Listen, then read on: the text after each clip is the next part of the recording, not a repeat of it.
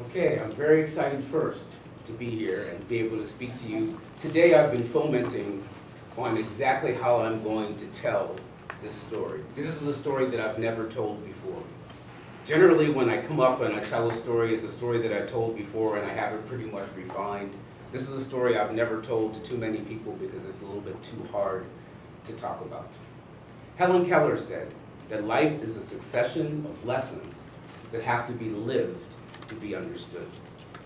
And sometimes we get those lessons in an order which we just can't understand. You get the lesson and you think, what did that lesson mean? A friend of mine told me many, many years ago a story about a farmer. And the farmer had one son and one horse. One day, the one horse ran away. And the neighbor came over and the neighbor said, "Oh, I know you have this big farm, you only have one son and one horse, and now the horse has run away. This is the most terrible news." And the farmer said, "You know, I don't know the outcome."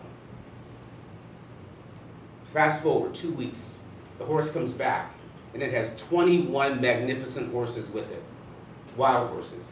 And the neighbor comes over and he goes, "Now you have 22 horses. How great is this?"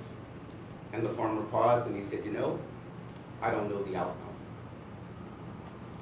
Weeks later, the son is trying to train the wild horses, and one of the wild horses kicks him and breaks both of his legs.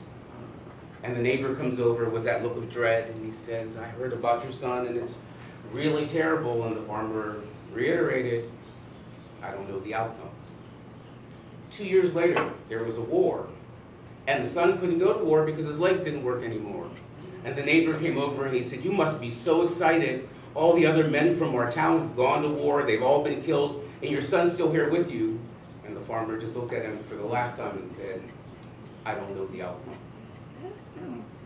In life, we get lessons, and often we don't know the outcome, and we don't know why the lesson happened.